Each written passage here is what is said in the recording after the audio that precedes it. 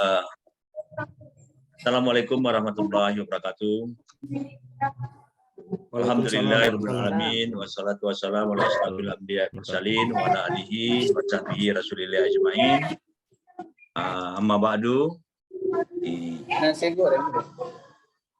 Pertama, marilah kita sama-sama manjatkan puji dan syukur kepada Allah Subhanahu wa taala yang telah memberikan berbagai macam nikmat kepada kita. Salah satunya adalah nikmat kesehatan, sehingga kita bisa berkumpul kesempatan, sehingga kita bisa berada dan hadir pada saat hari ini dalam rangka melaksanakan webinar yang mingguan ya. Yang ini kalau saya hitung ini sudah minggu ke-8 kali, ya, ke-8 kali. 8 kali baru tapi 6 narasumber yang kita hadirkan. Kemudian salawat dan salam kita sampaikan kepada junjungan kita Nabi besar Muhammad sallallahu alaihi wasallam. Allahumma shalli ala sayyidina Muhammad wa ala ali sayyidina Muhammad. Yang terhormat Pak Rektor UNIK, Pak Dr. Haji Nopriyadi SKM S, kemudian Adinda narasumber ya, kita sebut aja Adinda karena ini adalah Alexander dari orang kita juga, dari Gunung Toar, Gunung.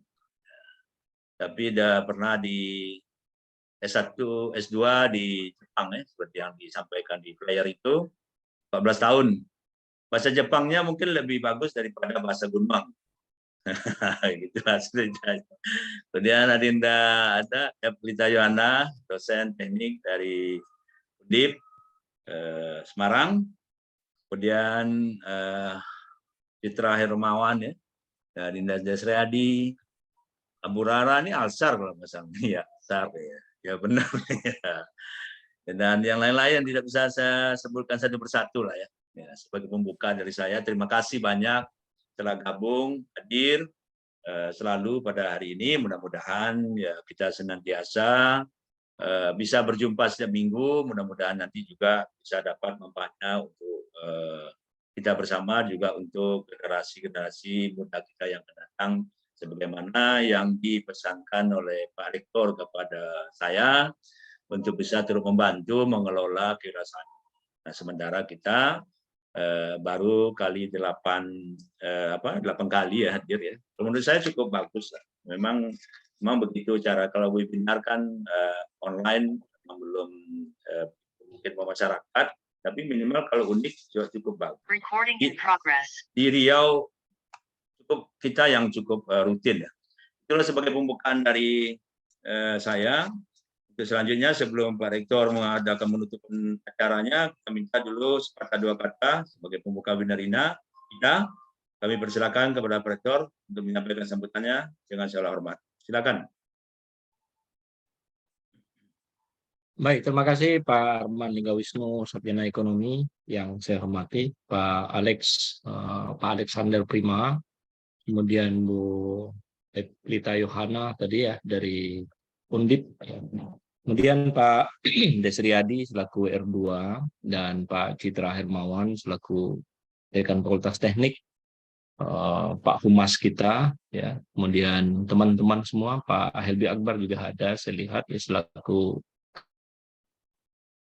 Kabak Kemahasiswaan. Kemudian banyak mahasiswa yang sudah mulai join ya, ada 20 orang saat ini ya. Ini Sapri Hendra ini sekum saya ini ya, di satu organisasi yang lain ya. Oh gitu. Dari Dinas Kehutanan ya, Provinsi Riau. Ya, ya. Bapak Ibu yang berbahagia, izinkan saya menyapa satu persatu ya. Kemudian tidak lupa kita bersyukur pada Allah Subhanahu wa taala atas limpahan rahmat, nikmat dan karunia-Nya, sehingga alhamdulillah pada sore hari ini kita diberikan kesehatan, kesempatan, taufik dan hidayah-Nya. Salawat dan salam semoga senantiasa tercurah kepada Nabi kita Muhammad sallallahu alaihi wasallam. Allahumma shalli ala sayyidina Muhammad wa ala ali Muhammad. Bapak Alexander Prima yang kami hormati selaku narasumber pada hari ini. Sungguh luar biasa ini topik hari ini, optimis selalu membawa membawa buah manis ya. Berbuah manis. Membuahkan berbuah manis. Optimis selalu berbuah manis. Selalu berbuah manis. Nah, luar biasa. Jadi optimis selalu berbuah manis ya. Saya teringat masa kecil saya ya. Jadi kita ini ya, saya lihat banyak orang yang sukses itu diawali dengan semangat, fighting spirit dan optimisme. Dan akhirnya saat ini banyak sekali yang memang sukses pada saat dia dewasa gitu ya. Banyak yang memiliki IQ yang bagus atau pintar pada saat sekolah, tetapi kurang memiliki motivasi dan ada perasaan pesimisme ya. Itu malah banyak yang tidak sukses saya lihat di masa depannya gitu ya. Jadi saya kembali teringat dengan teori yang pernah saya baca, prestasi itu dipengaruhi oleh ability, motivasi, dan relasi diantaranya itu ya, di samping doa tentu ya. Nah, saya teringat juga bahwa masa kecil saya di SD itu ada seorang teman saya itu juara satu terus, juara satu nggak pernah bisa saya kalahkan. SMP juga juara satu terus ya, tapi palingan gantian aja ranking 2, ranking 3 gitu ya.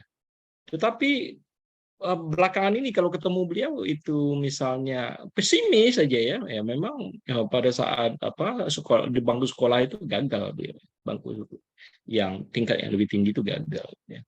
Jadi ya saya bagus, terima kasih sekali nih, setuju ini dengan topik ini ya. Mudah-mudahan kita dibawa ke sebuah pengalaman yang akan disampaikan oleh Pak Alexander Prima ya, dengan optimismenya, dengan kesuksesannya sudah menjadi presiden direktur ya di 2 perusahaan besar ya, dan lulusan SMA Plus Pekanbaru yang sukses melanjutkan studi S1 dan S2 di Jepang ya, Pak Alex ya. Luar biasa. Di usia berapa tadi? 38. 9 tahun. 38. Nah, luar biasa. 38 tahun. Kita turut bangga tentu ada putra Kwan-Sing yang sukses di luar negeri, dan juga tentu mudah-mudahan kita harapkan bisa berkontribusi aktif ya, positif untuk memajukan negeri kita di Kabupaten Kuantan ini. Kepada teman-teman ya yang ikut join dalam Zoom meeting ini, terutama adik-adik mahasiswa, untuk meningkatkan motivasinya dan mengajak teman-teman untuk sukses bersama ya. Dan saya harap kepada Pak Humas, Pak Dekan, Pak WR2 dan Pak Helbi Akbar selaku Kabak Kemahasiswaan untuk mengajak mahasiswa untuk join ya bersama. Saya menyadari bahwa hari ini agak padat jadwal di kampus ya, dan kemungkinan banyak yang bentrok sehingga hari ini belum begitu banyak yang join saya lihat dibanding hari-hari sebelumnya ya. Pertemuan hari ini adalah pertemuan ke-9 ya Pak Arman ya, dan kita rutin setiap minggu mengadakan 9 atau 10 Pak Arman? Ke-8 baru sih. Ya, sudah bulan ketiga ya, kita mengadakan webinar ini tentang entrepreneur. Baik, saya rasa demikian karena saya harus menutup acara dan ini on time ini, yaitu Diklat Jabatan Fungsional Administrator Kesehatan, dan ini pesertanya se-Indonesia, jadi semua provinsi ada gitu ya. Baik, terima kasih sekali lagi atas waktu Pak Alex, Bapak Ibu semua, Pak Arman. Ya. Saya harap tetap bersemangat Pak Arman ya. Semangat terus. Memang kadang-kadang saya lihat pesertanya banyak sekali, kadang-kadang belum, tapi sambil jalan insya Allah nanti ya, akan ada yang bertambah jumlahnya. Dan saya akan hidupkan 2 Zoom ya. Nanti saya juga akan menyimak ini Pak Alex ya. Bila tidak sempurna saya tidak seutuhnya menyimak. Biasanya saya akan rajin itu membuka YouTube-nya, rekaman dari Pak Arman. Demikian, terima kasih. Semoga ilmu pengalaman yang diberikan oleh Pak Alex bermanfaat nanti bagi kita semua. Kemudian mendapat balasan pahala dari Allah Subhanahu wa taala menjadi amal. Amin. Demikian, terima kasih Pak Arman, Bapak Ibu semua. Wabillahi taufiq wal hidayah. Assalamualaikum warahmatullahi wabarakatuh. Waalaikumsalam warahmatullahi wabarakatuh. Terima kasih banyak Pak Rektor. Selanjutnya kita masukin saja pada acara pokok intinya agar tidak membuang waktu karena waktu sudah berlanjut sore juga. Kami persilakan kepada narasumber kita untuk memberikan pemaparan materinya, Adinda Alexander. Ya. Dan mungkin sekalian nanti diperkenalkan singkat, nggak boleh sebelum dimulai. Tapi enak yang langsung memperkenalkan. Kami persilakan kepada Adinda Alexander dengan segala hormat. Silakan. Baik, Assalamualaikum warahmatullahi wabarakatuh. Waalaikumsalam. Terima kasih Bang Arman atas kesempatan yang diberikan. Memang kemarin pas Bang Arman nanya, saya sempat agak ragu juga gitu karena pas saya lihat dari narasumber sebelumnya sepertinya jauh lah di atas saya gitu dari segi pengalaman, mungkin dari segi capability mereka gitu ya. Nah, namun saya agak sedikit mungkin kena prank nih sama Bang Arman. Saya kira yang hadir banyaknya mahasiswa gitu ya. Ternyata Bapak Ibu yang jauh lebih senior daripada saya. Jadi saya agak sedikit kaku nih Bang Arman. Enggak lah. Ada kita di sama-sama. Orang kita semua. Silakan lanjut. Ya, terima kasih Bang Arman. Terima kasih Pak Rektor, Pak Wakil Rektor. Mungkin saya belum kenal satu-satu. Pak Citra, siapa tadi Bu Evelita Yohana. Evelita Yohana. Mungkin saya nggak sebut semuanya di sini. Alhamdulillahirabbil alamin, pada hari ini kita masih diberikan kesempatan dan kesehatan oleh Allah Subhanahu wa taala sehingga mungkin bisa bersilaturahmi meskipun belum sempat bertemu secara langsung, setidaknya via Zoom seperti ini. Mungkin ke depannya apabila ada waktu kita bertemu di Pekanbaru atau di Taluk atau di mana, mudah-mudahan. Salawat dan salam kita sampaikan kepada Nabi junjungan besar Nabi Muhammad Sallallahu Alaihi Wasallam atas usaha dan kerja keras dari Rasulullah SAW sehingga kita bisa menjadi bagian dari umat Muslim dan saling bersaudara. Mungkin langsung saja, mungkin waktunya berapa lama kira-kira Bang Arman? Biasa 45 menit, setengah jam? Ya boleh, silakan. Ya. Nanti setelah itu interaktif lah ada. Siap. Kurang. Siap. Nah mungkin saya izin share screen. Ya silakan saya buka.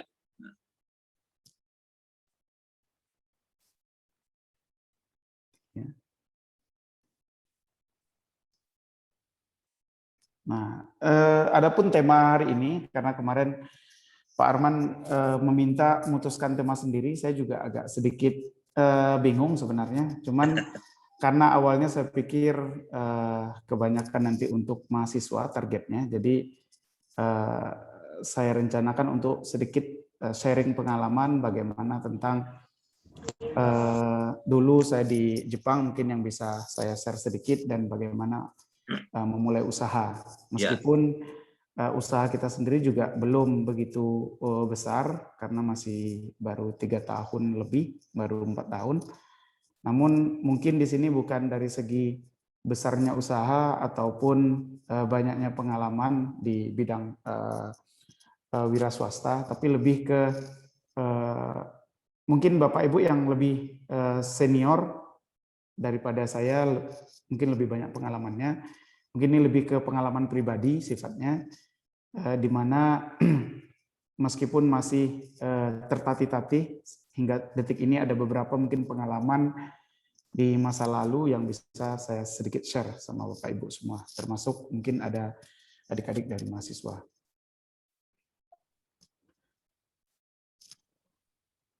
Sebagaimana yang disampaikan Pak Rektor tadi, optimisme ini tidak bisa dipisahkan dari kehidupan kita tentunya. Ya tentunya ada lawannya pesimis ya, yang mudah putus asa, ataupun mudah menyerah, ataupun tidak punya semangat gitu untuk melakukan apakah itu sekolah, apakah itu usaha, apakah itu pekerjaan, ataupun kehidupan berumah tangga sekalipun. Nah sedikit mungkin saya perkenalkan secara singkat seperti yang disampaikan oleh moderator tadi. Saya lahir di Gunung Towar 38 tahun yang lalu. SD, SMP saya di Gunung Toar, dulu masih SMP Kuantan Mudik ya, masih belum Kecamatan Gunung Toar. Di tahun 2000 saya masuk di SMA Plus Provinsi Riau, waktu itu angkatan ketiga. Nah ini juga seleksinya se-Riau ya, dan waktu itu memang ada sisi pesimis di sini, namun ada sisi optimis juga, mungkin nanti sedikit akan saya sampaikan. Setelah tamat dari SMA Plus tahun 2003, ini juga ada titik balik saya di sini hingga bisa sampai saat ini, di mana saat itu ada kesempatan beasiswa dari Provinsi Riau, tepatnya dari Gubernur Pak Saleh Jasid dan Mendagri kita waktu itu Pak Sarwan Hamid untuk melanjutkan kuliah ke Jepang, dan nggak tahu kenapa ini program pertama dan terakhir. Oh, Jadi 20 tahun semenjak kami dikirim ke Jepang sudah tidak ada lagi program ini. Terus sesampainya di Jepang tahun 2004 kami sempat masuk ke lembaga bahasa Jepang selama setahun sebelum akhirnya saya masuk ke Ibaraki University. Ini di bagian Jepang Timur di sebelah utara kota Tokyo sekitar 100 kilo. Di sana saya mengambil jurusan teknik material, lebih ke arah material semikonduktor. Di tahun 2009 saya menyelesaikan S1 selama 4 tahun, saya melanjutkan ke Nagoya University.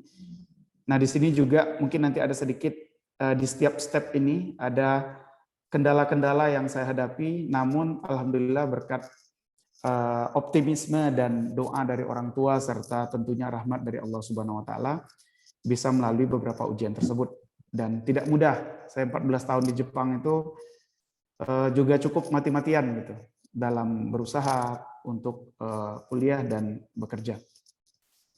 Setelah tamat dari Nagoya University pada tahun 2011, saya juga konsentrasi dulu di bidang power semikonduktor yang saat ini banyak digunakan di mobil-mobil listrik. Namun sayangnya memang pada waktu itu belum se-booming sekarang. Waktu itu ada tawaran untuk saya untuk melanjutkan S3 di kampus yang sama, di lab yang sama. Namun saya lebih memilih untuk terjun ke dunia profesional karena memang tekanan untuk S3 di sana cukup besar pada saat itu, sehingga saya memilih untuk bekerja di profesional. Pertama saya bergabung di salah satu perusahaan printer yang cukup besar di Jepang, di Epson, selama 2 tahun. Setelah itu saya ditempatkan di Batam, di PT Epson Batam selama 2 tahun, dan kembali ke Jepang di tahun 2015. Dan dari Batam saya pulang, saya resign, terus join ke sebuah perusahaan consulting, terutama di bidang engineering, konstruksi dan facility. 2 tahun di sana saya bergabung dengan perusahaan Amerika, namun ditempatkan di Jepang, di Johnson & Johnson. Hingga tahun 2019 saya pulang ke Indonesia bersama waktu itu dengan, ini juga salah satu optimisme di sini juga, setelah saya keluar dari Johnson & Johnson saya sudah pengen pulang ke Indonesia, namun waktu itu belum ada planning sama sekali. Namun alhamdulillah ada sebuah keajaiban, saya diajak join waktu itu sama investor Jepang. Mereka ingin mendirikan perusahaan di Indonesia, dan memang yang mereka cari itu waktu itu cocok dengan background saya. S1, S2 di Jepang, bisa bahasa Jepang, lulusan teknik, terus punya pengalaman di manufacturing dan industri, serta orang Riau. Jadi agak sedikit lumayan ini gitu, cocok gitu kriterianya, sehingga saya memutuskan untuk pulang ke Indonesia dan bangun usaha dengan mereka. Dan bersamaan di tahun 2019 saya juga bangun perusahaan yang lebih dominan saya kelola saat ini, yaitu PT Prima Khatulistiwa Sinergi. Karena saya hobinya golf, jadi saya juga ada toko golf ya. Ini sekedar hobi saja. Ini kebanyakan impor dari Jepang, terus saya jual dalam negeri. Karena di sana lumayan murah dan pasarnya cukup bagus di Indonesia.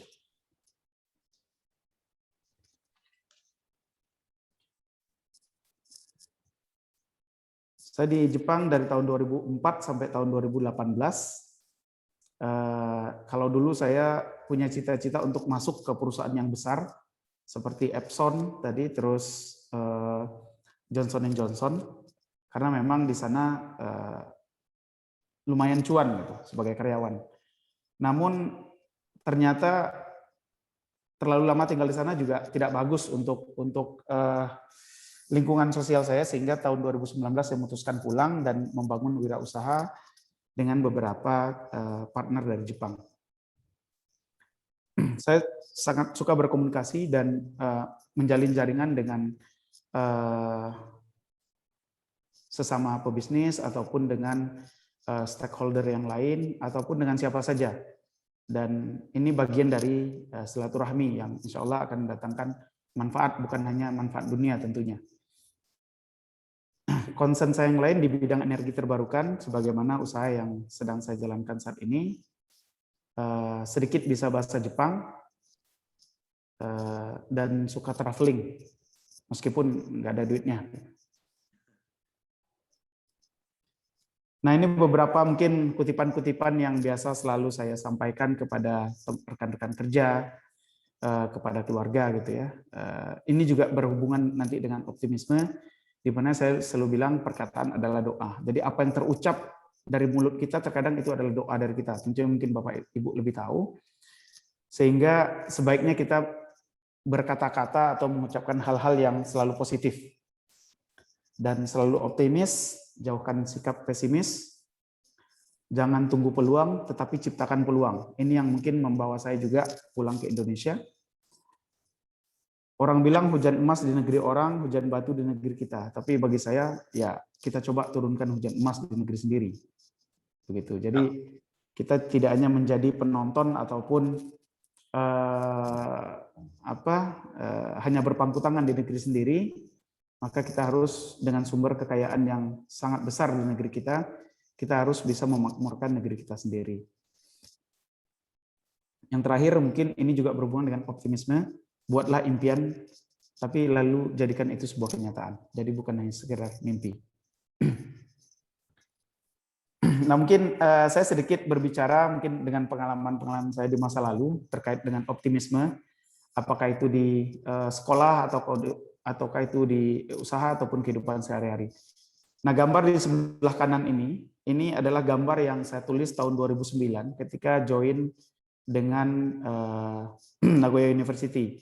Kita disuruh untuk membuat roadmap kita, dream map kita, 5 tahun ke depan ataupun 7 tahun ke depan waktu itu. Nah, di sini biasanya ini kita sampaikan apa yang menjadi target-target kita pada tahun itu. Ini nanti yang akan berhubungan dengan optimisme. Mungkin di waktu kecil kita selalu ditanya, cita-citanya jadi besar mau jadi apa. Nah, itu sebenarnya salah satu tujuan agar kita bisa optimis. Mohon maaf ini dalam kanji semua ya. Nah, ini hanya sebagai contoh bahwa ya seperti yang saya bilang tadi, apa yang kita niatkan, apa yang kita ucapkan itu akan menjadi daya tarik atau benang tersendiri untuk menarik kita ke arah apa yang kita ucapkan atau apa yang kita niatkan. Nah, mungkin di sini saya agak sedikit kaku jadinya Bang Arman, karena mungkin senior di sini banyak mahasiswa ya. Biasa itu. Jadi ketika masuk SMA Plus tahun 2000 itu saya tamat dari SMP ya waktu itu. Saya mungkin lebih bawa ke arah cerita, pengalaman. Waktu itu SMA Plus itu menerapkan NEM waktu itu 39 paling rendah. Ya.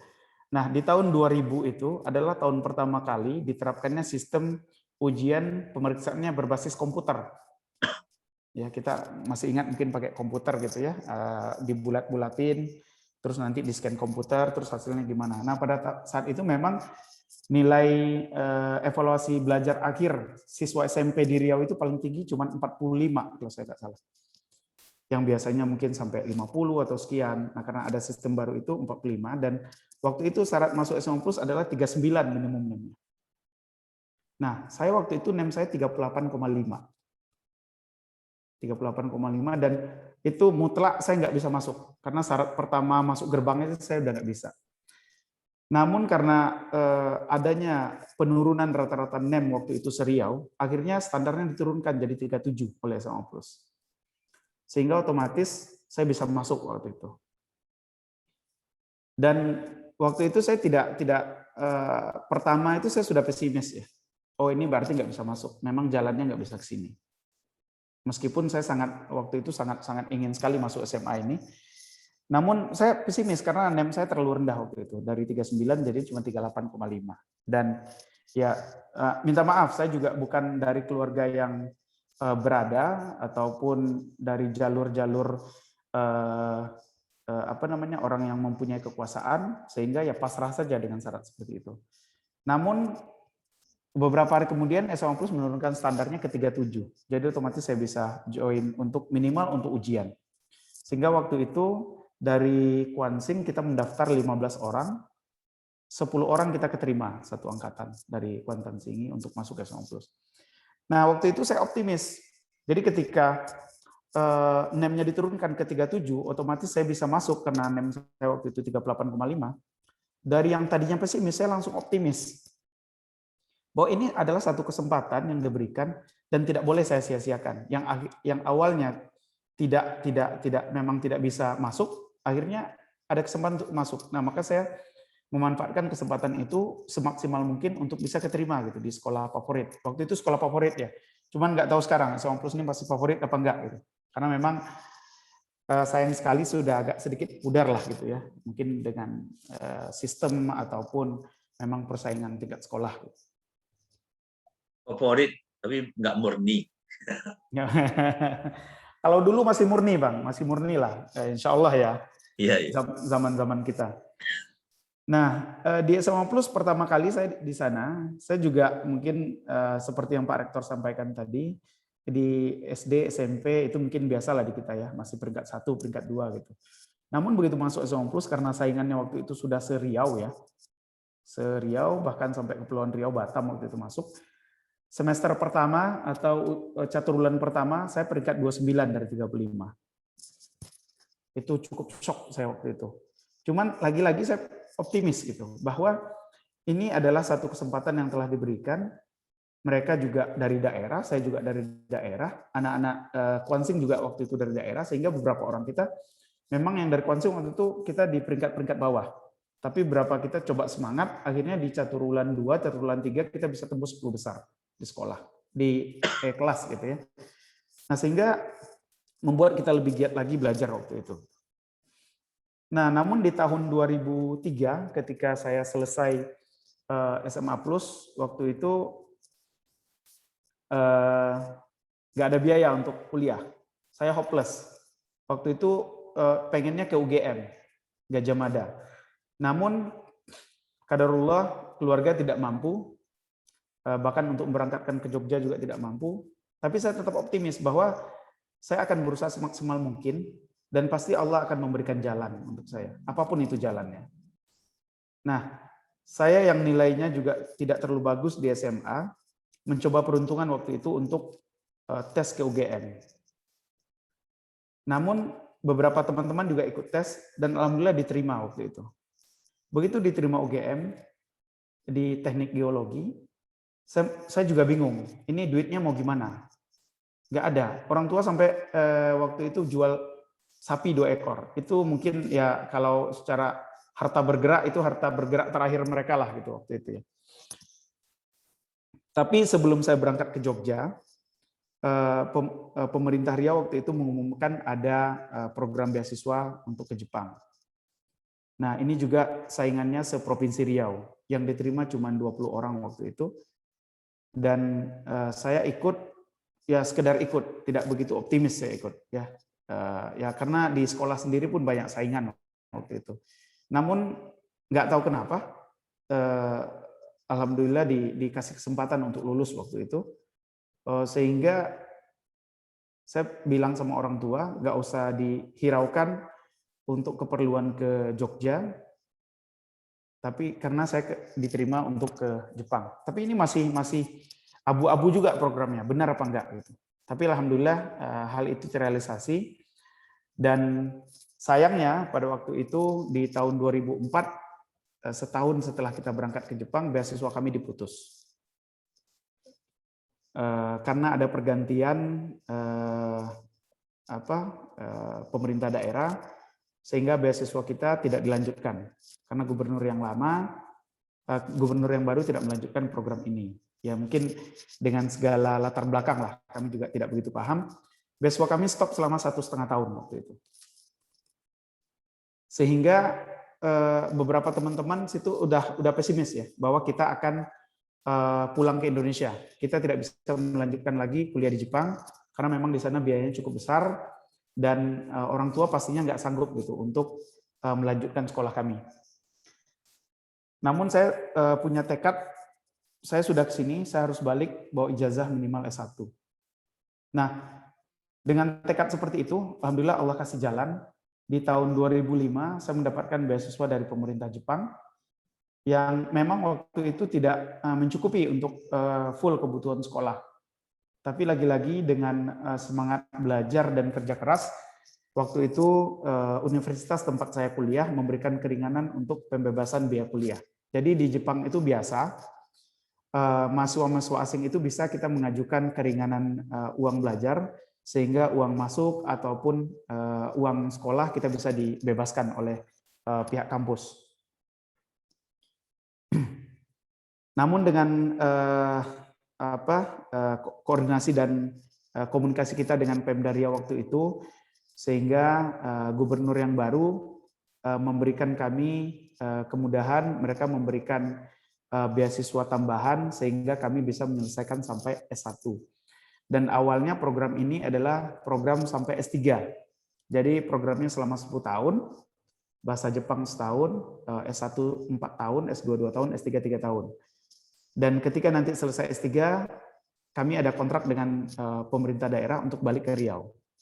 Namun karena memang di tengah jalan kondisinya beasiswanya diputus, sehingga kami dibebaskan, tidak harus balik ke Riau, tidak ada ikatan. Nah, di tahun 2007 saya menikah. Ini agak sedikit terkejut, membuat terkejut orang tua dan teman-teman juga. Apa? Di tahun 2007 saya memutuskan untuk menikah, padahal waktu itu masih semester 5 ya. Dan karena di sana waktu itu godaannya cukup berat bagi kami yang lajang, ya. Kita juga waktu itu rutin ikut pengajian-pengajian, sehingga merasa bahwa ya mungkin cukup berat gitu menghidupi kehidupan lajang di Jepang pada waktu itu, karena kondisinya mungkin sudah berbeda dengan kondisi sekarang. Nah, meskipun waktu itu ada orang tua, alhamdulillah waktu itu tidak ada tantangan, tetapi memang dari pihak sekolah dan beberapa keluarga ada sedikit resistensi. Namun saya tetap optimis bahwa janji saya adalah saya harus selesai sekolah sampai S1 ataupun S2, dan hal ini tidak akan menghambat karir saya ke depan ataupun sekolah saya. Dan saya tetap optimis bahwa Allah akan memberikan jalan yang terbaik untuk kita.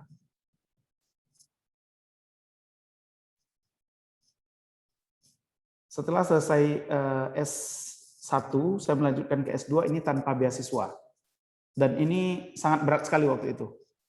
Karena saya pindah kuliah ke kampus yang lebih besar dan lebih cukup bagus sebenarnya, dengan biaya sekolah yang cukup tinggi. Namun, nah di sini ketika 4 bulan pertama, saya menggunakan tabungan saya dari S1 untuk kuliah S2. Namun 4 bulan berjalan, saya tidak mendapatkan beasiswa. Terus sudah ada istri juga waktu itu, meskipun belum ada anak. Di sini saya memutuskan pulang ke Indonesia. Saya ingat di bulan Juli, karena kita masuk April, Juli saya putuskan pulang ke Indonesia. Dan ya waktu itu berbekal duit sekitar 15 juta cukup untuk tiket pulang. Saya udah nekat pulang gitu. Namun lagi-lagi Allah memberikan sebuah kemudahan di sini. Di detik-detik akhir saya sudah memutuskan untuk pulang, saya sudah lapor sama profesor saya bahwa saya tidak bisa melanjutkan S2. Kampus memberikan kesempatan untuk beasiswa. Saya benar-benar hopeless waktu itu. Sudah nggak ada pegangan, karena memang biaya hidup cukup tinggi. Untuk mahasiswa yang tidak bisa bekerja full, itu cukup berat. Namun di sini kampus memberikan satu peluang beasiswa untuk saya, dan memang seolah-olah Allah kasih beasiswa itu hanya untuk saya gitu waktu itu. Ya. Jadi syaratnya itu mahasiswa Indonesia, kuliah S2, teknik, dan tidak dapat beasiswa. Nah, waktu itu di kampus itu, di Nagoya University itu, kita orang Indonesia ada sekitar 300 orang, ya. Dan kebanyakan itu sosial dan S3, mereka tidak ada yang S2. Dan satu-satunya yang S2 dan teknik, dan dari Indonesia tuh, waktu itu cuma saya gitu. Jadi setidaknya di kampus saya diberikan kesempatan, meskipun nanti se-Jepang kita diadu lagi dengan mahasiswa-mahasiswa di kampus yang lain. Waktu itu kita ada dari 100 universitas, masing-masing kampus mengutus 1 orang. Nah, dari 100 orang itu mereka cuma pilih 3. Itu yang menjadi pemompa semangat saya bahwa ini adalah kesempatan terakhir saya untuk bertahan di Jepang. Karena nggak mungkin saya mengharapkan orang tua. Kalau jual kebun gota pun berapa lah gitu. Paling bertahan hidup sebulan habis gitu kan. Jadi saya berjuang mati-matian untuk mendapatkan beasiswa ini dengan satu keyakinan bahwa Allah pasti akan kasih saya jalan terbaik dengan semangat optimisme. Sehingga alhamdulillah saya waktu itu diterima dan bisa menyelesaikan pendidikan S2 dan diterima setelah itu di beberapa perusahaan. Dan akhirnya saya memutuskan untuk bekerja di Epson waktu itu. Nah, mungkin terlepas dari perjalanan sekolah saya mulai dari SMP, SMA hingga universitas, sekarang pun pada saat mendirikan perusahaan ini, saya juga berpikir optimis bahwa Allah tidak akan menyia-nyiakan usaha seorang hambanya, apalagi kita berusaha untuk menjadi lebih baik. Maka meskipun waktu itu ada tawaran yang lain di perusahaan lain, saya pulang ke Indonesia dengan tekad bahwa saya punya utang ke Provinsi Riau. Meskipun saat ini kami pun tidak bisa berkontribusi banyak untuk daerah, masih sekedar karyawan kita juga belum begitu banyak. Namun saya berniat untuk apa yang menjadi sumber kita di Riau yang bisa kita manfaatkan, dan kita tidak harus menjadi pemangku tangan di negeri sendiri. Maka dengan semangat tersebut, saya mengajak beberapa investor dari Jepang yang bisa kita percaya untuk membangun usaha di daerah kita. Dan alhamdulillah, meskipun masih terseok-seok kita, di tahun ketiga kita sudah mulai bisa melakukan ekspor ke Jepang, ke Thailand, dan negara lainnya. Dan semua komoditas ini saat ini kita manfaatkan sumber daya yang ada di Riau. Nah, mungkin sebelum sedikit bercerita tentang usaha yang saya geluti saat ini, saya akan sedikit sharing tentang bagaimana mungkin kehidupan di Jepang ya, yang berbeda dengan kita, yang walaupun mungkin ketika tinggal di sana pun kita bisa mengagumi mereka, ya. Namun aktualnya untuk kita terapkan di negara kita juga cukup susah gitu ya. Dan ini memang perlu effort yang cukup besar. Karena kita sama tahu sendiri bahwa Jepang ini sebenarnya umurnya juga sama, hampir sama dengan Indonesia gitu ya, kalau dari segi kemerdekaan gitu ya. Karena mereka pernah kalah di Perang Dunia Kedua pada tahun 45, tetapi mereka sudah sangat maju untuk saat ini. Apakah dari segi kehidupan bermasyarakat, teknologi, ataupun kehidupan sosial, dan lain-lain. Nah, mungkin kalau tadi Bu Doktor pernah dulu di Korea, mungkin mirip-mirip ya Jepang dengan Korea. Mereka di sana ya bersih, rapi, sangat disiplin, dan Jepang itu sangat mencintai bahasa ibunya. Sehingga kalau kita ke Jepang mengandalkan bahasa Inggris mungkin agak susah. Mungkin ini sedikit berbeda dengan negara lain yang lebih friendly sama bahasa Inggris. Dan mereka memang terkenal pekerja keras. Ya, pekerja keras ataupun ya workaholic ya mereka bilang. Sehingga hampir tidak ada waktu untuk santai. Nah, ini sebenarnya ada sisi positif dan negatifnya gitu ya. Mungkin etos kerjanya kuat, tetapi terkadang ya keluarga terlantar ataupun waktu sosial mereka dikurangi gitu, terbatas. Nah, salah satu yang menarik di Jepang ini sebenarnya begitu tahun 2004 saya ke sana sampai sekarang pun itu harga tiket kereta tidak berubah.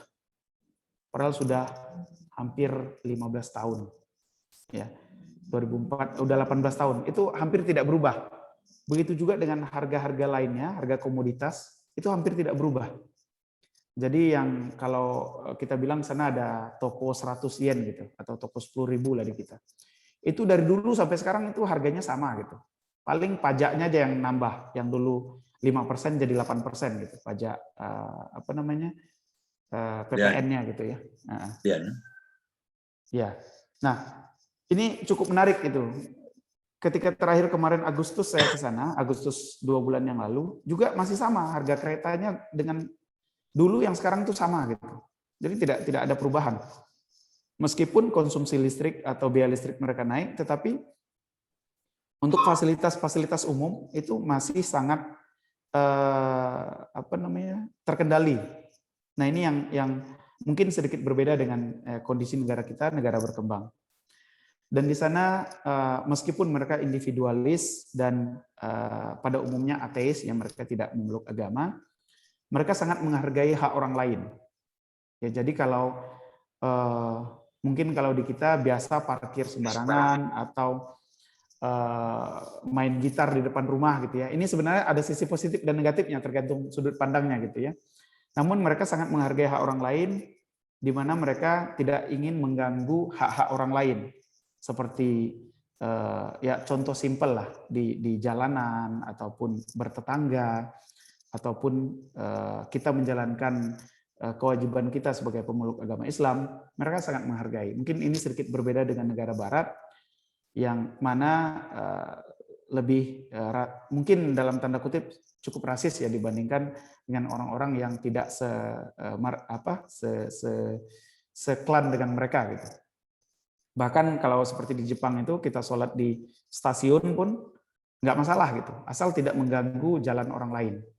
Atau kita sholat di taman itu juga tidak akan ada yang mengganggu kita. Dan ya Indonesia juga alamnya indah ya, bagus, di sana juga bagus dan yang paling kita kagumi di sana transportasi umumnya cukup memadai dan sangat aman. Ya. Nah, mungkin ini sisi sedikit kurang bagusnya dari Jepang yang saya tangkap selama di sana. Kita sebagai Muslim makanan halal cukup susah ya, karena memang banyak kandungan-kandungan alkohol dan dari bahan-bahan yang tidak halal. Begitu juga dengan masjid, mungkin sama seperti negara-negara lainnya, kita agak susah mendapatkan masjid ya. Terus pergaulannya sangat bebas. Ya, ini mungkin tadi berhubungan dengan bebas tetapi tidak mengganggu hak orang lain ya. Jadi memang individualis gitu. Dan biaya hidup cukup tinggi di sana. Mereka kebanyakan tidak bisa bahasa Inggris ya. Apalagi yang di daerah-daerah gitu ya. Bahkan di Tokyo sekalipun, bahkan orang yang bekerja di perusahaan multinasional sekalipun susah untuk mereka bahasa Inggris. Ini mungkin sisi negatif dari mereka sangat mencintai bahasa ibu mereka. Nah, mungkin itu sedikit tadi yang bisa saya sampaikan, tapi lebih banyak mungkin ke pengalaman bagaimana saya selama di sana, dan sedikit perkenalan dengan usaha saat ini. Kita bergerak di bidang energi baru dan terbarukan. Dua pilar utama bisnis kita yaitu kita provider ataupun supplier di biomass energi. Mungkin kalau di Riau kita banyak handling cangkang kelapa sawit yang merupakan limbah dari sawit, tandan kosong sawit, batang tua sawit, sampah dari batok kelapa, sampah-sampah pepohonan dan lain-lain itu bisa kita rubah menjadi energi alternatif yang kalau kata orang sekarang tuh lebih ramah lingkungan dibandingkan dengan batu bara. Kita juga punya usaha di bidang pengembangan solar panel, solar fotovoltaik. Saat ini kita banyak melakukan pekerjaan instalasi di Pekanbaru dan di Batam, di perumahan, di pabrik-pabrik ataupun instansi sosial. Nah, untuk perusahaan yang terakhir, ini perusahaan joint kita dengan Jepang, ini juga merupakan berhubungan juga dengan biomasa. Kita membuat satu teknologi yang bisa menciptakan kadar kalori dari biomasa ini jauh lebih bagus dan sebanding dengan batu bara. Dan ini memang target pasar kita untuk saat ini ekspor ya, ke Jepang ataupun ke Eropa.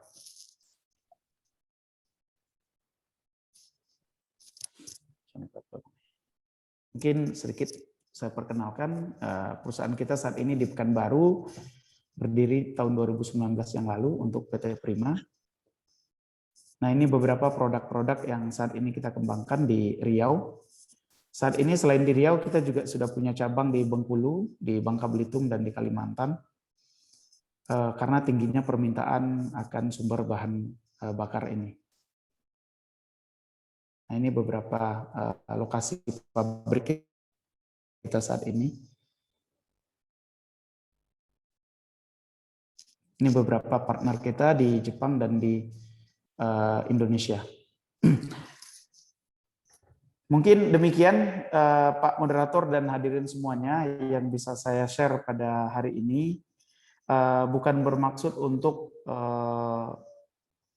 kampanye atau membanggakan diri ya, tetapi karena diminta oleh Pak Moderator untuk sedikit memberikan motivasi dan sharing pengalaman selama ini, kembali ke tema awal tadi, optimis berbuah manis.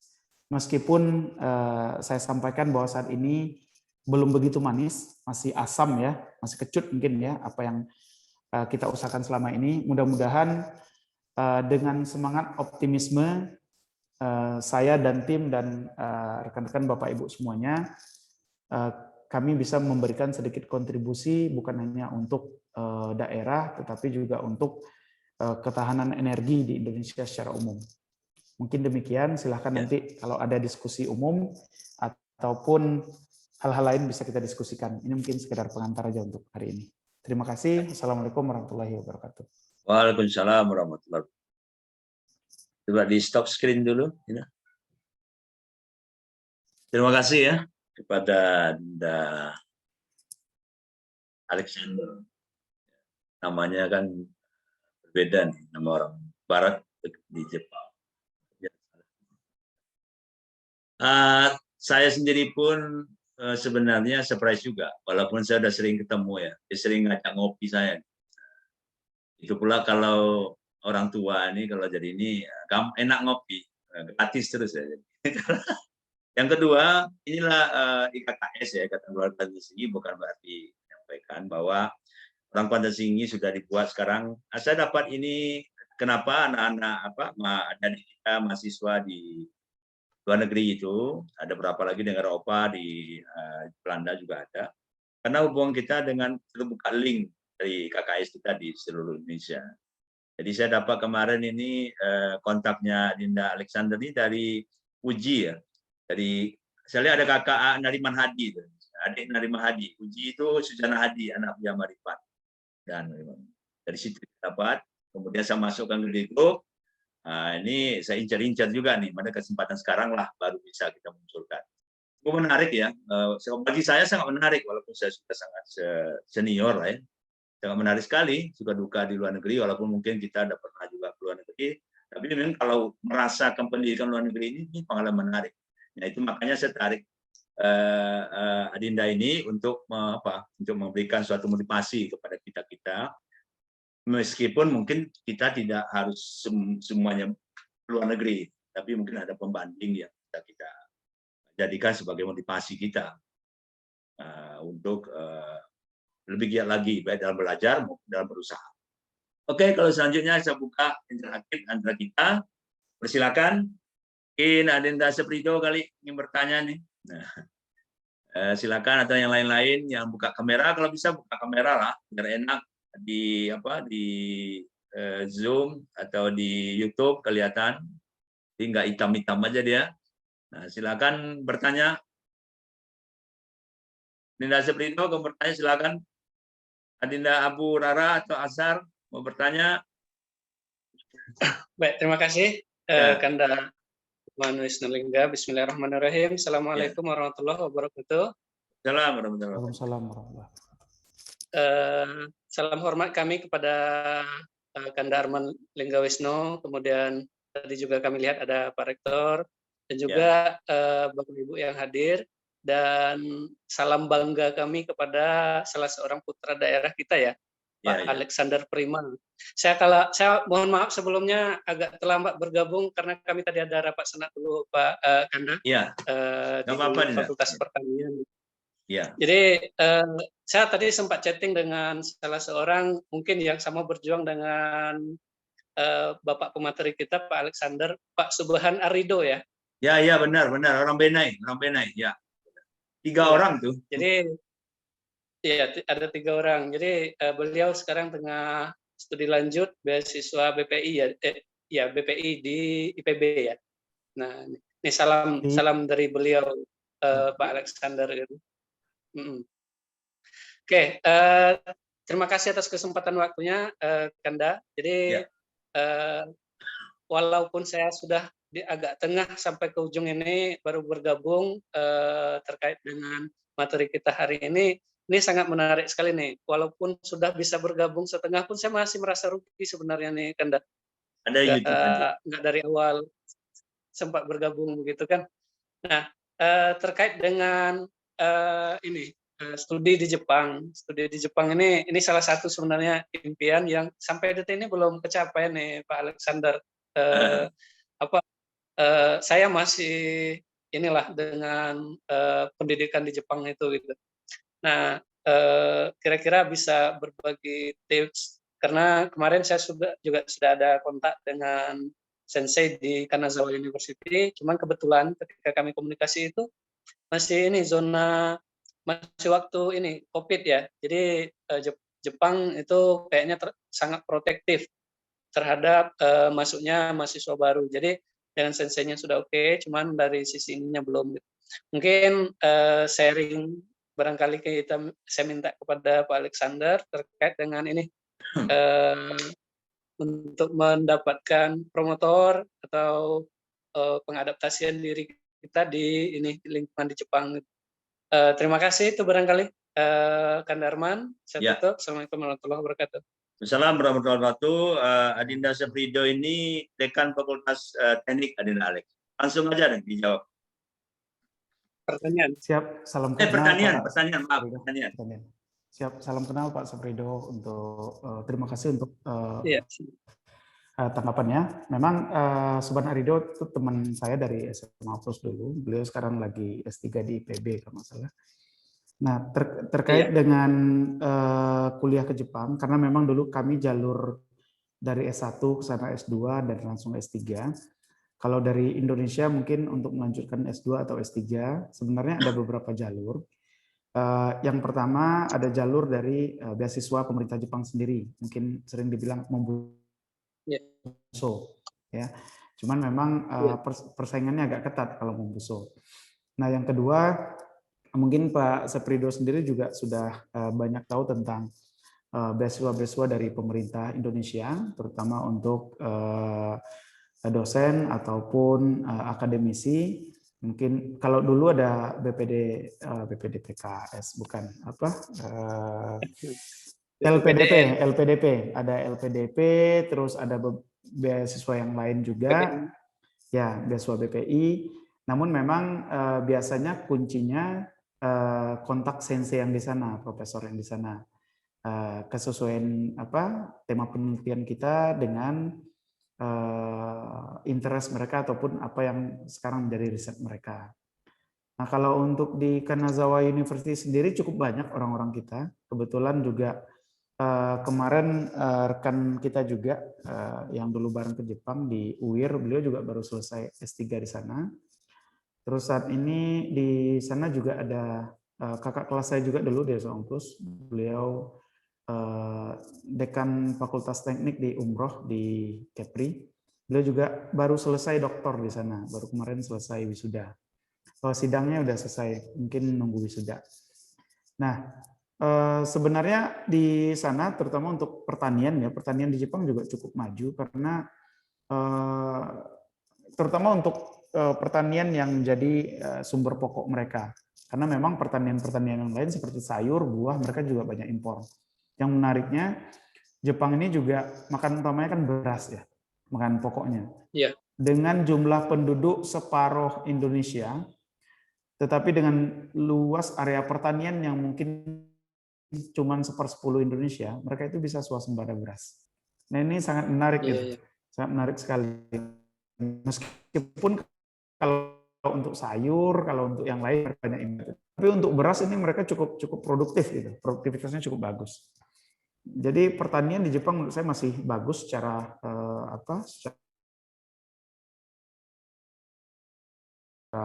kan universitas yang bagus ya untuk melanjutkan studi S2 atau S3. Nah, mungkin jalur lain kalau ke sana selain beasiswa Jepang, beasiswa pemerintah daerah. Cuman ini memang agak biasanya kampus terutama untuk yang S3 itu mereka biasanya mempersyaratkan beasiswa memang. Jarang yang S3 itu biaya sendiri gitu.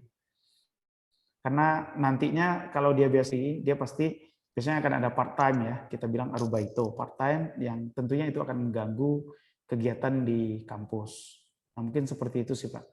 Tapi basically Jepang sangat open sama orang asing, bukan hanya mahasiswa, tetapi juga pekerja-pekerja profesional maupun pekerja yang non profesional ya, seperti tamatan SMA atau SMK. Nah, kalau untuk diskusi atau konsultasi mungkin bisa dengan teman-teman yang memang dulu pernah kita ada kontaknya sih mereka, mungkin Seprido juga. Intinya sih komunikasi dengan sensei itu lebih kalau bahasa Inggris rata-rata profesor itu mereka paham lah karena mereka sudah pendidikannya tinggi. Paling komunikasi sih Pak biasanya dengan mereka. Bagaimana kita berkomunikasi dengan mereka dan memberikan image yang bagus ataupun proposal yang bagus terhadap penelitian yang akan kita kerjasamakan dengan mereka. Mungkin itu sih Pak secara singkat. Oke, terima kasih. Ya, saya mau nambah sedikit apa yang disampaikan oleh Seprido. Kemarin kan ada juga orang kita yang sekolah di Jerman, yang dari di Berlin kalau nggak salah. Itu ada apa kan harus belajar atau pendidikan bahasa Jerman itu kira-kira ada berapa bulan di Indonesia. Kalau di Jepang nggak perlu begitu ya, Dinalis. Kalau ke Jepang, cukup bahasa Inggris saja. Kalau untuk S3 harusnya cukup bahasa Inggris kalau sekarang. Oh, nggak perlu bahasa Jepang. Ya, kalau S1 memang harus bahasa Jepang. S2? S2 tergantung profesor dan tergantung universitas. Tapi kalau rata-rata universitas yang besar dan sudah masuk ya 20 besar Jepang, mereka tidak mempersyaratkan bahasa Jepang. Enggak, maksudnya kalau S2 itu pada saat pengantar waktu kita kuliah itu bahasa Jepang atau bahasa Inggris? Tergantung jurusan dan universitas. Oh. Nah. Kalau S1 pure bahasa Inggris semuanya. Bahasa Jepang semuanya. Bahasa Jepang ya, mostly bahasa Jepang. Silakan yang lain lagi yang ingin bertanya. Ada Willy Heriko nih. Bisa Sambera, Nisbu, Asar lagi ngopi kayak ini di kedai kopi ya. Nariman Hadi kalau bertanya silakan. Atau mungkin saya bisa. Ya silakan kita dulu dari Semarang silakan. Ya silakan.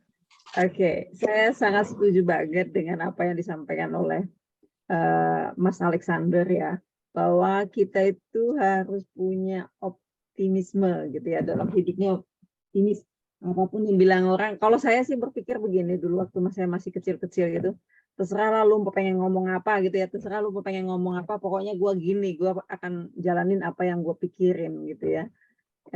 Jadi saya nggak pernah ambil pusing dengan urusan orang lain, apalagi ketika saya ngambil jurusan teknik mesin, itu orang langsung pikir, Betino ya gitu tak maksudnya. Wedok. Ya masuk ini, itu saya bilang, kan dia nggak tahu apa yang saya pikirkan, saya mau jadi apa, mau ngapain gitu. Terus ya bodo amat lah, yang penting saya jalanin. Nah kalau mengenai beasiswa tadi benar banget, beasiswa itu ada yang dari LPDP, ini kemarin barusan tutup ini, barusan terbuka. Iya. Kemarin kan buka berapa ini, ini sekarang lagi interview, udah selesai ya interview. Yang batch 2 nih. Batch 2 kemarin, batch 2. Nah, itu selesai interview kemarin. Jangan khawatir bahwa kita tuh di sana mau ngapain apa. Ini jalani dulu, baru nanti kalau sampai di sana mentok pasti ada jalannya gitu ya. Enggak mungkin burung aja itu bisa makan waktu kita nggak bisa makan gitu ya. Jadi enggak, ya itu dianggap sebagai perjalanan aja lah. Saya pikir itu benar banget. Saya sekolah itu ke Korea dulu tuh, internet waktu itu baru masuk ke Indonesia ya, ke Undip juga waktu itu pakai Idola, kita pakai ini ya, providernya Idola kalau nggak salah waktu itu. Saya dapat jam 11 malam itu untuk ngirim data ke profesor saya.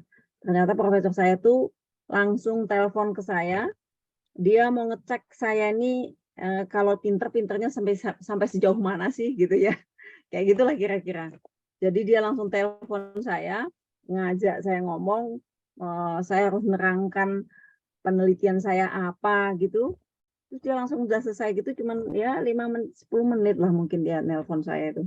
Langsung dari Korea dia telepon saya. Ya sudah, kamu tinggal berangkat. Langsung saya email itu dia. Saya email gini, saya nggak punya uang Prof untuk berangkat. Kan mikir kita ini diterima tapi nggak punya duitnya gimana ini. Waktu itu zaman tahun 2004 itu apa namanya, Indonesia nggak punya beasiswa untuk menyekolahkan dosen-dosennya keluar, itu nggak ada. Jadi saya tuh gimana ini? Saya langsung bilang, Prof, saya nggak punya dana untuk ini. Satu dia bilang, oke, saya akan tanggung kamu separuh. Kan itu kita kalau keluar itu kita ada penjamin gitu ya, bahwa kita itu dijamin di sana, ada dana jaminan gitu loh dari ini. Oke, kamu separuh saya jamin, separuh kamu cari, dia bilang itu. Bayangkan separuhnya aja 75 juta, separuhnya itu. Separuh dia jamin, separuh saya jamin. Akhirnya saya ke dekan, saya ngomong, ini gimana nih Pak Dekan? Pak Dekan saya juga nggak kalah cerdiknya dia. Oke, gini, dia masukkan uang ke tabungan saya sebesar 75 juta, tabungan saya dikunci. Kalau Bu Evita mau ngambil tabungan, buka tabungan yang lain, tabungannya Bu Evita yang ini saya kunci. Oke, saya dikunci sama dia. Saya aja nggak bisa ngambil, nggak bisa apa. Oke, saya bilang nggak apa-apa. Nah, habis itu dapat apa namanya, bukti bahwa saya punya uang gitu ya.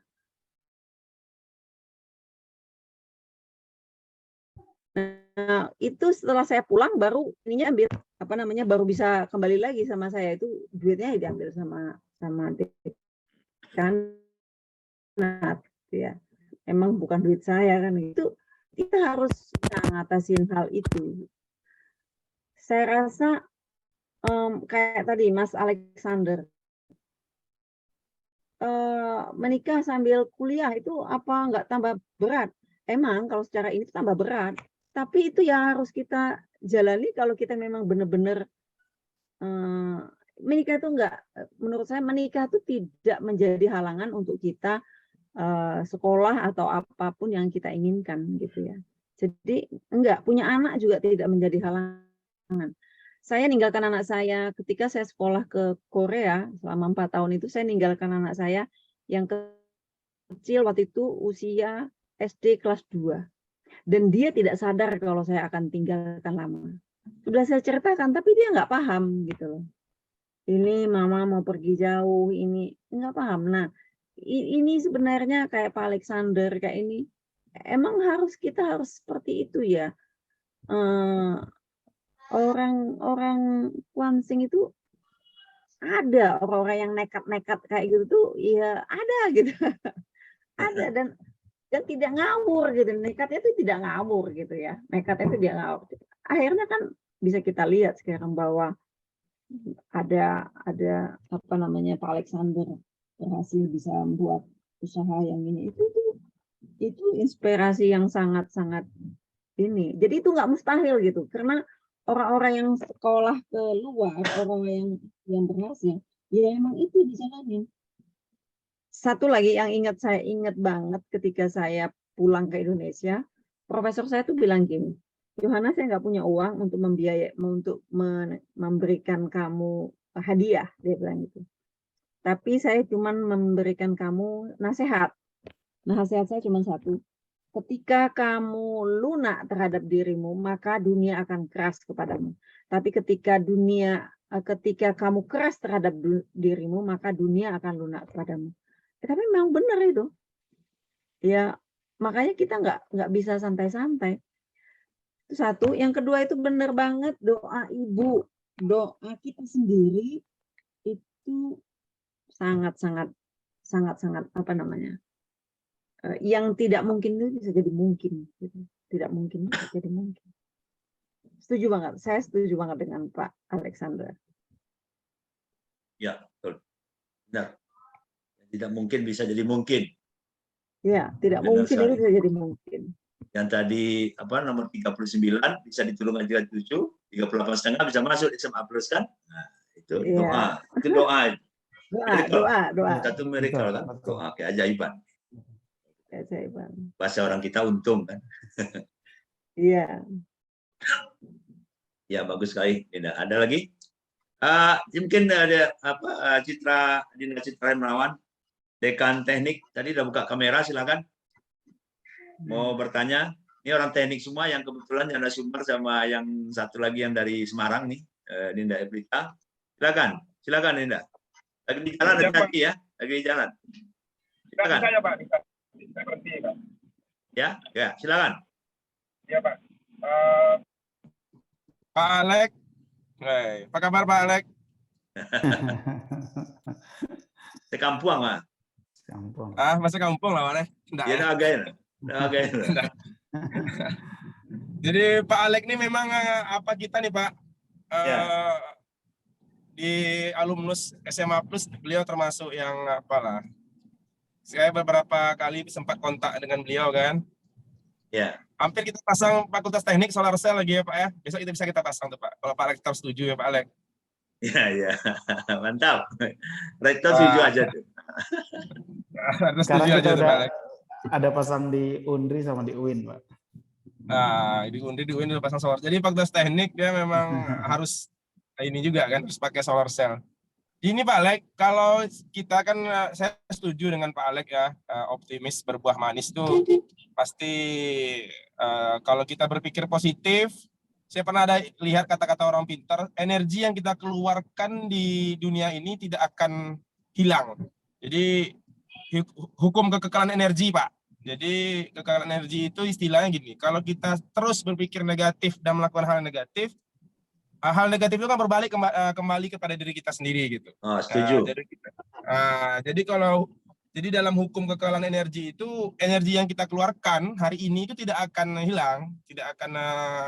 hilang begitu saja. Jadi kalau semakin sering kita melakukan hal positif, maka hal positif itu akan terus kembali kepada diri kita lagi gitu. Nah, itu ada pernah saya kutipan orang teknik juga, fisika atau orang profesor apa lupa saya. Kemudian Ibu dosen di Undip Bu, selamat sore Bu. Ya, teknik juga. Teknik mesin Ibu ya. Ya, teknik mesin memang Bu, angkatan saya di UNS dulu di 11 Maret saya kuliah S1. Satu orang juga Bu di teknik mesin tuh. Puannya. Jadi di UNS juga satu orang, kebetulan beliau ketua himanya gitu kan. Oh, UNS dulu ya? Ya, saya S1 S2 di UNS Bu, 11 Maret. S3 ini lagi di lobby. Ada teman saya tuh dosen di sana. Ada teman saya tuh dosen di UNS. Bu Rati. Sipil. Kalau sipil dosen saya pasti Bu. Bu siapa Bu? Profesor Wia. Enggak. Ratih siapa namanya? Rati. apa? Ya Ratih. Bu Ratih. Nanti. Ya. Ya. Itu teman saya main itu. Oh. Jadi Teman saya main. gini Pak Alek, kita kan di Kuansing ini Pak Alek, ini Pak Alek mungkin bisa memberikan apa kan? Di Kuansing ini kan komoditi kita lah perkebunan nih Pak Alek.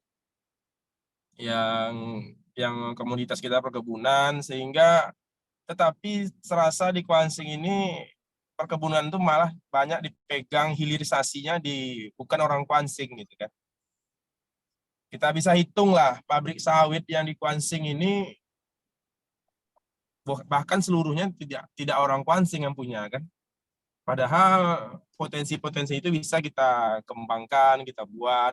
Nah, jadi kalau misalnya Pak Alek bisa memberikan ini, gitu kan, memberikan pencerahan bagi orang-orang yang berpotensi untuk mendirikan hilirisasi pabrik itu di Kuansing, Pak, mungkin bagus juga tuh Pak Alek. Misalnya orang-orang istilah tanda kutip orang-orang berduit di Kuansing kan, yang tidak tahu pola bisnis, dia tahu kebun ratusan hektar saja, jual ke TBS, jual ke PT Sun kan.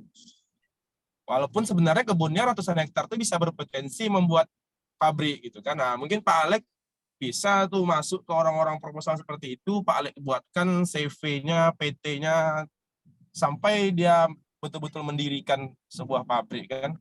Jadi seperti satu Pak Alek, jadi kalau kita pabrik itu kita yang punya, jadi orang ekonomi di Kuansing ini mungkin bisa lebih meningkat karena putarannya tetap di Kuansing kan.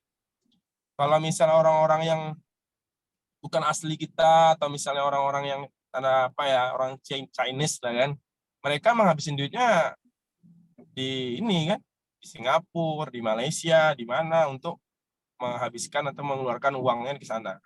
Kalau Pak Alek bisa masuk proposalnya ke orang-orang yang itu, Pak Alek bisa join kan, itu bagus sekali itu Pak Alek. Karena Pak Alek kan pula pikirnya udah, maksudnya kalau Pak Alek yang ngomong kan orang-orang tuh percaya kan. Jadi kalau saya ngomong dia nggak percaya orang tuh kan. Tahu tadi citranya kan gitu.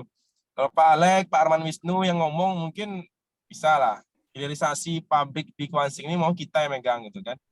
Jadi bayangkan sekarang pabrik udah berapa banyak, perkebunan yang potensi perkebunan kita sudah ratusan ribu hektar yang baru ditanam sekarang. Jadi perkebunan itu jadi bisa cangkangnya Pak Alek jual juga ke ini kan. Pak Alek masih ekspor cangkang ya Pak Alek ya? Abang Masih. Kalau misalnya Bang Alek yang ekspor cangkang, Pak Arman Wisnu yang punya pabrik atau yang humasnya kan bagus tuh kan. Jadi Insya Allah. Nah, amin ya. Ya. Pak Alsar sebagai kabak humas di pabriknya Pak Alsar. Nah, jadi sudah senang Pak Alsar. Tidak dengar Pak Alsar. Jadi itu mungkin minum kopi dia ya. Jadi itu mungkin Pak Alek bisa menghidupkan jiwa-jiwa bisnis. Kadang-kadang orang-orang yang punya kebun banyak tuh dia nggak tahu Pak Alek bagaimana menghidupkan pikiran dan hatinya tergerak untuk mendirikan sebuah bisnis yang lebih besar gitu. Dia kayak contoh lah Pak Leong lah. Pak Leong tuh punya kebun tuh ribuan hektar kan. Iya. Nah, kalau Pak Leong bergabung dengan beberapa di bawah Leong sedikit kayak Pak Zulkifli, kayak ada Pak siapa gitu kan. Kita bisa jadi pabrik Kuansing kan. Nah, pabrik apa namanya itu kan, tapi yang megang orang kita gitu. Nah, itu bisa mungkin Pak Alek memberikan pandangan. Kalau kami dia susah kan. Karena orang kita nih ya orang-orang seperti Pak Alek lah bisa menumbuhkan itu. Mungkin itu Pak Alek dari kami memberikan rasa optimis lebih besar ke orang-orang yang dari Kuansing ini, lebih luas lah. Itu Pak Arman. Pak Alek. Ya. Terima kasih. Terima kasih sama-sama. Ya, Adinda Citra ya, adakan Fakultas Teknik. Terima kasih. Itu juga tujuan kita. Mudah-mudahan dengan webinar-webinar diadakan oleh UNIX ini akan mengarahnya ke sana. Di bawah kekompakan kita udah cukup kok. Ada Adinda Eplita, Adinda Alex yang udah cukup sukses usahanya. Diarahkan ke sana. Mudah-mudahan apa tadi yang didengarkan. Alex yang selama ini agak sedikit ini mulai timbul percaya dirinya kan. Nah, jadi untuk memajukan juga atau buka juga usaha kita di kampung Silakan Ya. Adinda Alex dikomenin. Terima kasih tadi Bu Evita dan Pak Citra atas tanggapannya. Mungkin yang pertama saya coba tanggapi Bu Evita dulu. Nggak perlu tanggapin sebenarnya, cuman ya sedikit menambahkan. Kalau memang di luar negeri itu kita kuliah, biasanya kita tidak hanya kuliah, dan biasanya saya bilang sama ponakan-ponakan gitu ya, sama adik-adik, ya minimal harus keluar dulu dari kampung gitu ya. Kalau di kampung minimal harus ke kota lah, Pekanbaru. Kalau udah cukup di Pekanbaru mungkin merantau kemana gitu, apalagi untuk yang cowok ya. Nah kalau udah di Indonesia cobalah merantau ke luar negeri, karena mungkin di setiap daerah, di setiap tempat kita akan menemui hal-hal baru yang atau pengalaman baru ataupun nilai-nilai yang baru yang tidak kita dapatkan di lingkungan kita selama ini. Itu bukan tujuannya untuk apa-apa, tapi untuk membuka wawasan kita, membuka koneksi kita. Dan mungkin tidak bisa langsung berguna, kedepannya pasti berguna gitu. Jadi mungkin itu salah satu sedikit tambahan dari saya. Kalau memang dulu di luar negeri kita berjuang juga bukan ke sana kuliah enak-enak santai, enggak. Bahkan saya pernah itu part time itu macam-macam gitu yang kita kerjakan di sana. Ya, itu bukan hanya untuk sekedar nambah uang jajan gitu, tapi nambah pengalaman kita gitu hidup di negeri orang. Nah, terkait dengan hilirisasi industri tadi di sawit yang disampaikan Pak Citra ya. Memang saat ini bukan hanya di Kuansing ya, di Riau sekalipun kita bisa lihat yang megang industri di Riau itu orang Riau atau di luar Riau gitu. Kebanyakan malah luar Riau, bahkan luar negeri gitu ya. Seperti mungkin minta maaf seperti RAPP kan juga ada di kita ya, di Pelalawan, Indakiat itu juga bukan orang kita. Nah biasanya memang mereka yang punya modal-modal besar yang biasanya mengembangkan industri-industri. Nah kita nih mencoba ke arah sana, lagi belajar lah.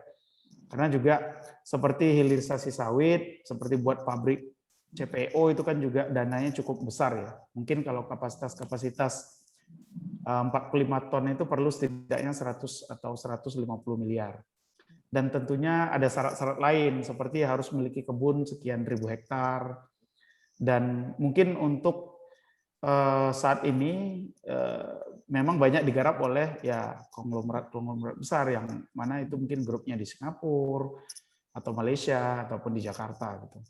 Tapi mudah-mudahan kalau kita tidak bisa menyaingi mereka di tingkat yang besar seperti itu, minimal di tingkat UMKM ataupun di industri-industri lokal dikuasai oleh orang kita gitu. Karena memang untuk pabrik-pabrik besar seperti itu juga selain biaya investasi itu juga ada persyaratan-persyaratan lain yang memang cukup hurdle-nya tinggi gitu ya, tantangannya cukup tinggi. Cuman kembali lagi kalau kita berbicara seperti itu nanti kita jadinya pesimis ya, bahwa kita nggak bisa gitu ya. Ya kan, kita pasti bisa. Cuman sekarang bagaimana mengumpulkan potensi-potensi yang ada. Nah, di bisnis biomasa sekarang pun itu kebanyakan walaupun itu hanya sekedar sampah gitu ya yang kita kumpulkan, kita proses, kita ekspor, itu juga orang kita pribumi itu sedikit. Masa hanya ngumpulin cangkang harus, maaf ya, kita bukan rasis atau apa, bukan pribumi gitu.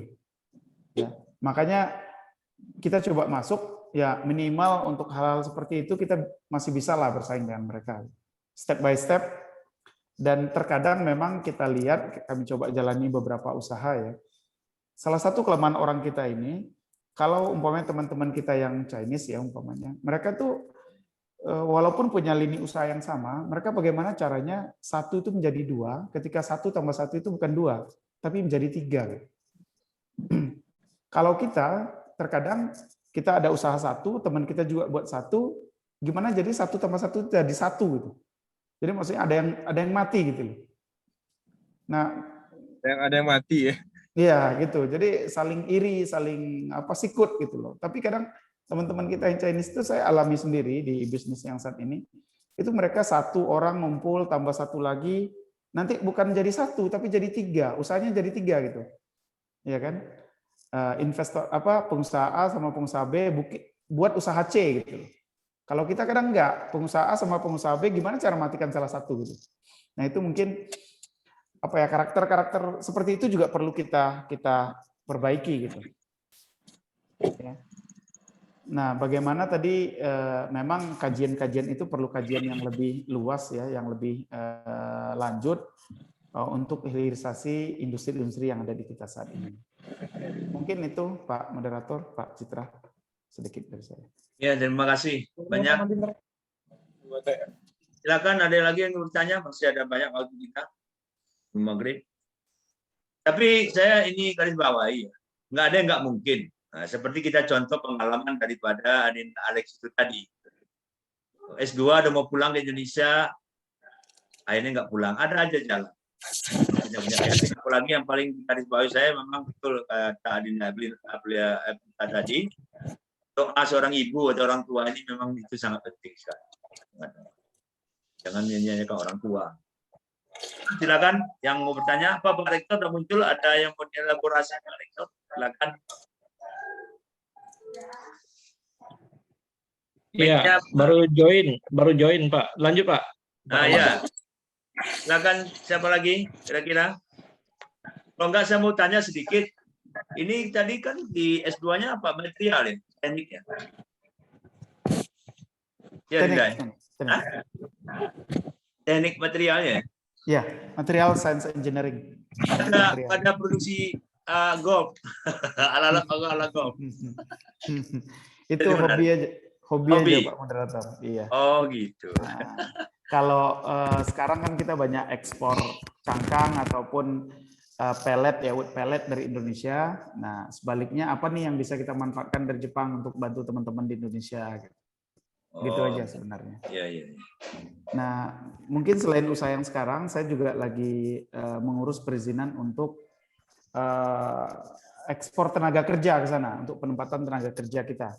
Iya.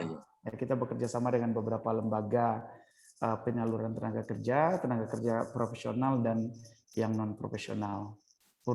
Izinnya lagi kita urus ya sekarang. Nah, mungkin semoga dengan itu nanti ya ada putra-putra daerah kita yang memang tertarik untuk bekerja di sana bisa kita fasilitasi. Seperti itu. Ya, itu bagus banget itu, Alexander.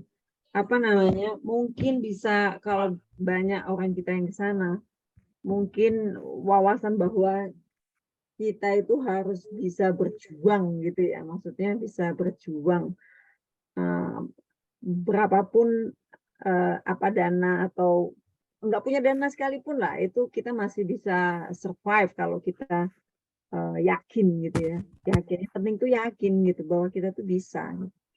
Dan mungkin satu lagi yang saya ini kan, kita itu di tempat kita, anak SMA kita tuh bagus-bagus sebenarnya. Tapi di tempat kita itu vokasi, kalau Jepang itu kan vokasinya udah matang gitu ya. Kita tuh vokasinya kurang gitu loh.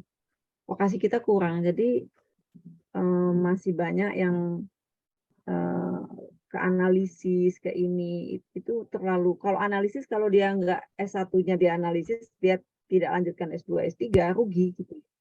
Harus mentok gitu. Kalau dia harus ini, ya harus dia vokasi yang paling cepat saya rasa untuk membuat Kwansing itu maju gitu ya. Vokasi saya rasa. Teknologi sederhana tapi diperlukan gitu. Itu mungkin. Iya, benar. Benar sekali itu. Neriman ada mau bertanya? Iya, terima kasih Bang Arman. Selamat sore buat rekan-rekan peserta webinar semua. Selamat sore kepada Ananda Alexander Prima. Ya. Kebetulan juga ponakan kita dari SMA Plus. Kemudian juga berteman dengan Rido temannya Alex ya. Kebetulan.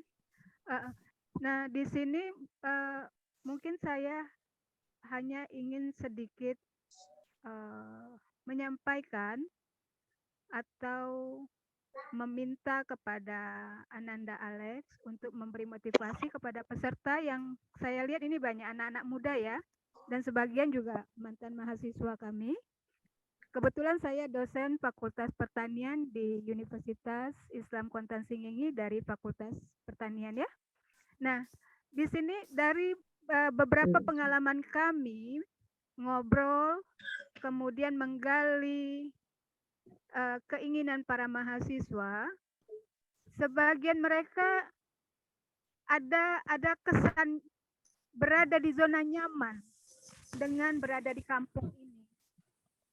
Jadi seperti tidak berani menerima tantangan di luar, apakah itu merantau ataupun keluar dari Kuansing ini. Karena mereka ngerasa bahwa ini adalah kampung halamanku, di sini ayah bundaku, dan aku sudah merasa nyaman gitu loh. Nah, dengan sikap begini tentunya nanti akan ada sikap manja, sikap tidak siap berjuang, sementara dari teori SWOT sebenarnya mereka memiliki kekuatan ya yang bisa di kekuatan atau potensi lah yang bisa mereka gali dan itu bisa menjadi modal mereka untuk maju. Tetapi satu hal ya mereka harus berani keluar gitu loh. Nah mungkin di sini Ananda Alex bisa bercerita bagaimana kita sebagai anak rantau berjuang untuk bisa mendapatkan makan di negeri orang. Kan kadang-kadang ada masa sulit kita ya, Ananda Alex, termasuk Bang Arman juga ya, yang sempat merantau ke Jakarta ya Bang ya. Ya.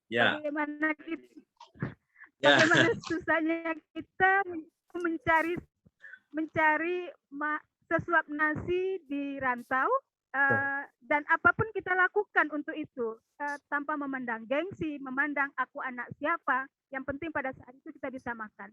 Nah, motivasi inilah yang dibutuhkan oleh anak-anak kita ini untuk berani keluar nyaman tersebut.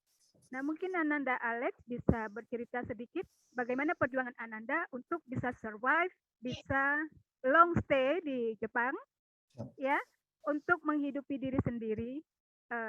Apalagi waktu itu juga sudah membawa istri ya. Oke. Saya rasa mungkin itu dari saya dan waktu saya kembalikan kepada Bang Arman. Nah, terima kasih Dinda Nariman Hadi. Memang kita kan banyak yang merantau kan, dan direktur juga merantau, kuliah juga di luar ya, di Jawa. Nah, saya juga begitu. Sebenarnya kan memang ada, saya entah apakah itu Imam Syafi'i atau Imam Al-Ghazali ya. Kalau mau sukses itu kita harus merantau ya. Tapi sekarang kan nggak mungkin kita merantau semua. Oleh sebab itulah bagi kita yang sudah merantau memberikan motivasi kepada kita atau mahasiswa yang memang belum punya rezeki untuk merantau.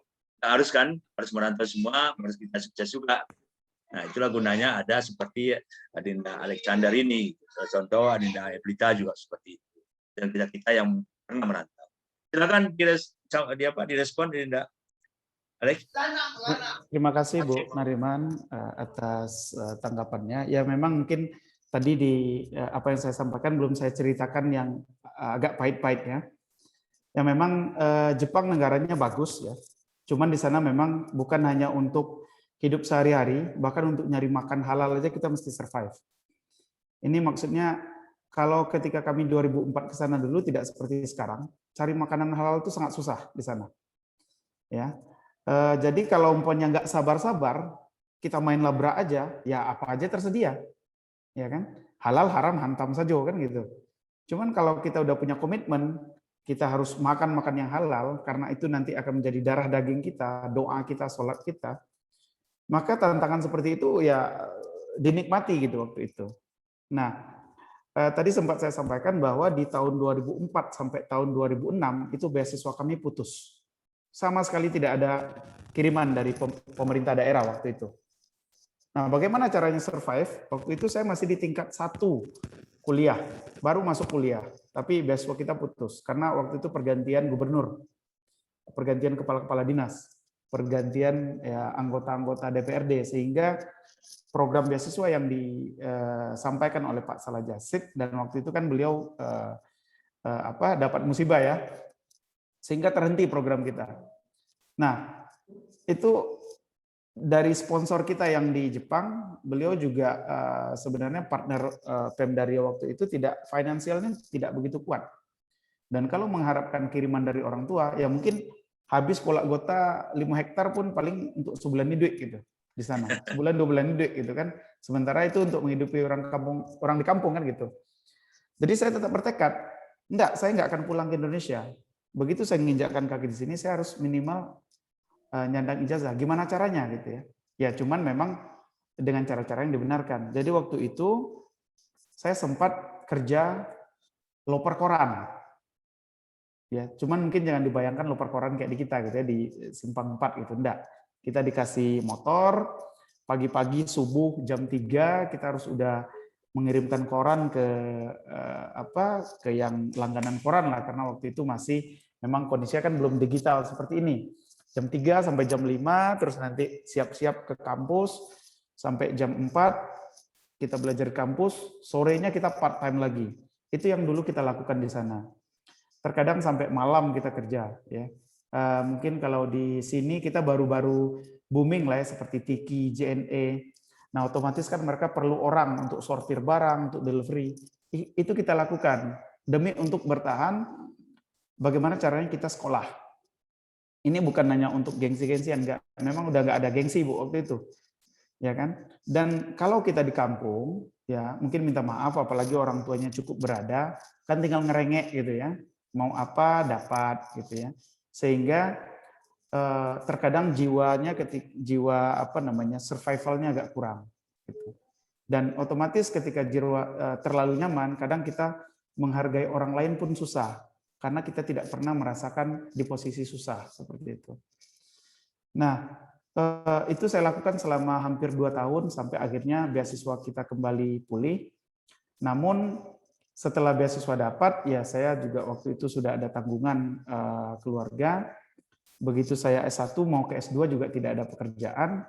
Mungkin sama seperti yang disampaikan Bu Evlita tadi, saya sudah hampir pulang ke Indonesia. Tetapi profesor saya menawarkan bantuan.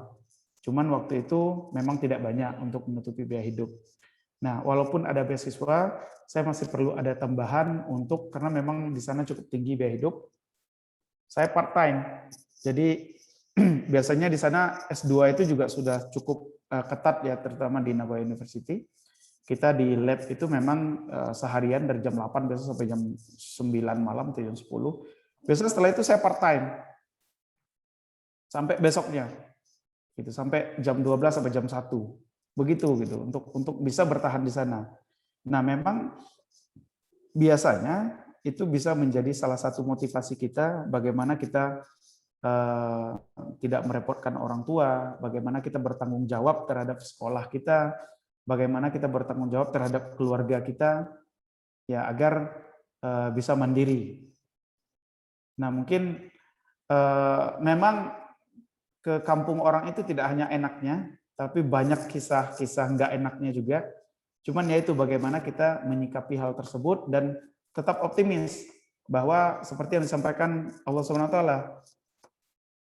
di balik kesusahan pasti ada kemudahan, di balik kesusahan pasti ada kemudahan. Maka itu yang selalu kita pegang dimanapun berada, bahwa kita tetap optimis. Pasti Allah akan memberikan balasan yang lebih baik apabila kita bersabar dan mampu menjalani kesulitan-kesulitan tersebut.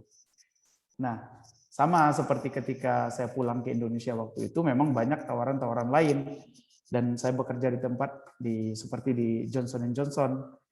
Mereka bahkan menawarkan fasilitas yang ya memang cukup bagus lah gitu ya. Tapi saya merasa bahwa itu sudah terlalu nyaman buat saya. Jadi tingkat tantangannya berkurang gitu. Sehingga saya putuskan saya coba tantangan baru, bidang baru yang selama ini nggak pernah saya jalani sama sekali, yang memang selama ini taunya ke kantor pergi jam 8, pulang jam 5 atau jam 6 sore, akhir bulan dapat dapat imbalan. Tapi saya merasa bahwa sepertinya passion saya nggak di sana. Saya pengen coba tantangan baru. Akhirnya saya putuskan untuk pulang dan bangun usaha. Dan memang terkadang saya masih ada pikiran, kok dulu nggak di sana aja lebih enak gitu. Cuman ternyata di kita juga jauh lebih enak. Jadi maksud saya silahkan merantau, Ya, dan harus merantau sih, terutama yang laki ya. Merantau itu tidak harus jauh gitu. Tapi setidaknya kita keluar dari zona nyaman kita, mencoba tantangan baru, yang itu nanti bisa kita manfaatkan ketika mungkin kita sudah beberapa masa yang bisa kita manfaatkan kembali untuk kampung halaman kita. Mungkin gitu Bu, sedikit Bu. Ya, mungkin ibu-ibu, bapak-bapak jauh lebih berpengalaman lah daripada saya. Cuman mungkin posisinya ada di Jakarta, di Korea, kalau saya mungkin statusnya kasusnya di Jepang gitu, mungkin seperti itu. Terima kasih.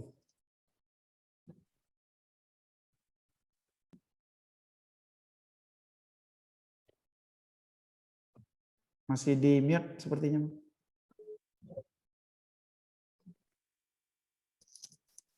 Mikrofon Bang Arman seperti Mikrofon ya. Pak Moderator masih. Ya, maksud saya berani nekat ya. Kalau saya begitu berani nekat, itu memang sebenarnya satu organisasi yang baik juga. Yang diambil kesimpulan saya tadi, yang bisa disimpulkan, di mana Adinda waktu bisa ngambil nekat itu waktu masih di SMA-nya atau waktu sudah di Jepang itu tadi. Karena semester 5 tadi kan udah menikah nih kan, udah berani nekat menikah. Ya. Betul, betul. Berbahagialah tuh yang diajak menikah di semester 5 sampai sekarang ya enggak?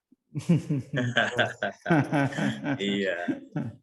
Jadi nekat di kampung orang atau nekat tadi karena memang tantangan untuk makan aja susah. Kalau untuk belajar sudah jelas susah kan? Iya. Cari yang halal aja susah kan? Betul, betul. Jadi kita beruntung nih, namanya Alexander, adik kita, anak kita yang soleh. Nah, ya kan, bekerja di tempat kuliah, kerja di tempat yang memang untuk cari makan halal aja susah. Tapi masih masih berjuang. Nah, ini memang mudah-mudahan ini bisa jadi motivasi ya.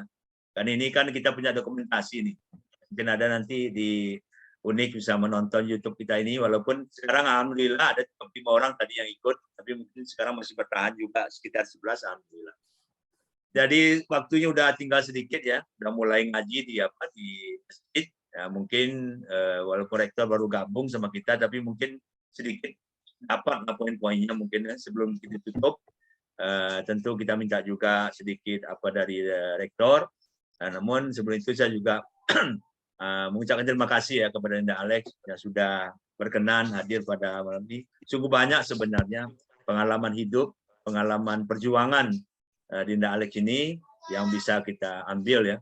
Memang itu ada 3 orang tuh, Rido sama satu nama orang apa Spanyol tuh bahasanya, lupa saya. Albarda Lopez Bang. Albarda Lopez. Nah, nanti saya coba hubungin juga nanti.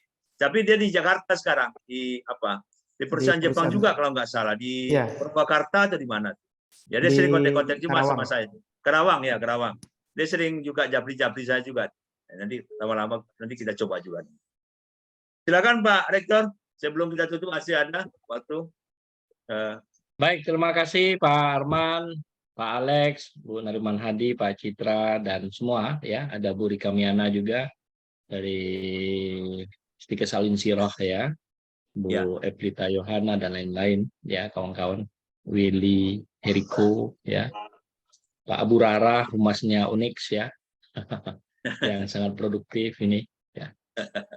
Baik, saya setuju tadi ya. Saya meskipun tadi saya pakai 2 Zoom tadi ya, mendengar, tetapi di sisi lain saya juga memberikan menutup acara diklat ya, sehingga ada beberapa item tadi yang saya tidak sempat mendengar secara maksimal.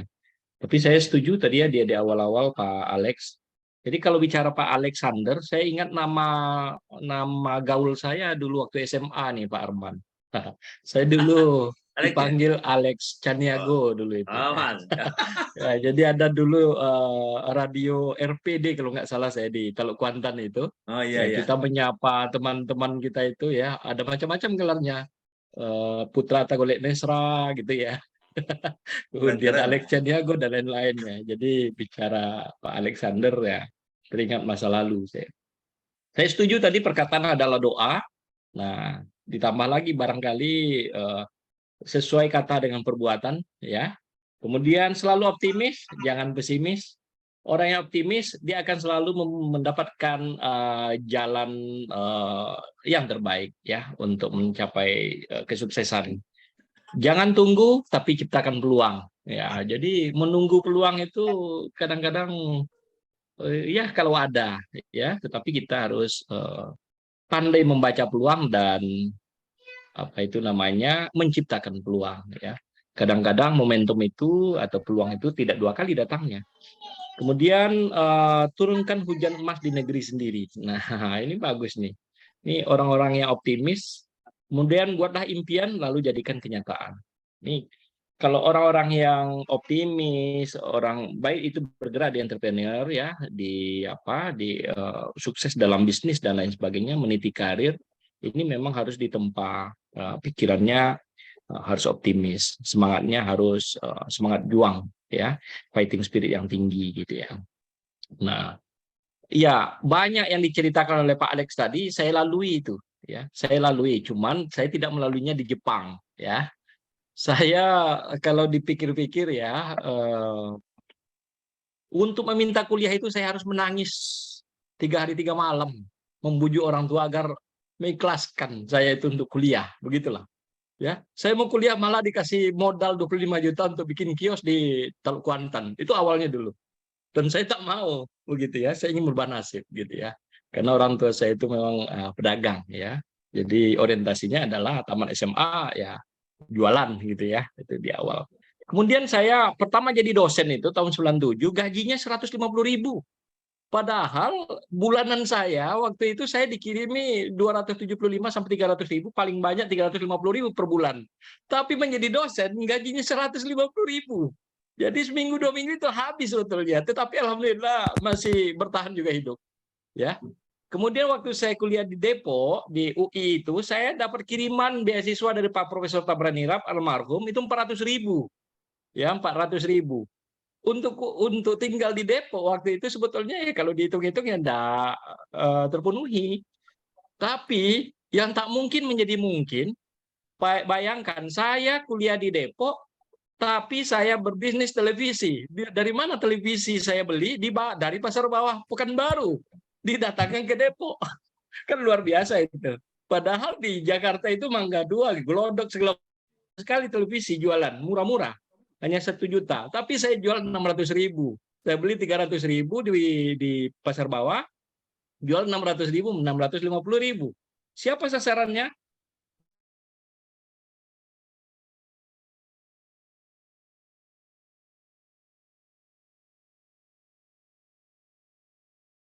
Ya, kirim melalui bus Kramat Jati, Lorena dan lain sebagainya. Jadi ya betul itu ya, banyak sekali yang tidak mungkin menjadi mungkin.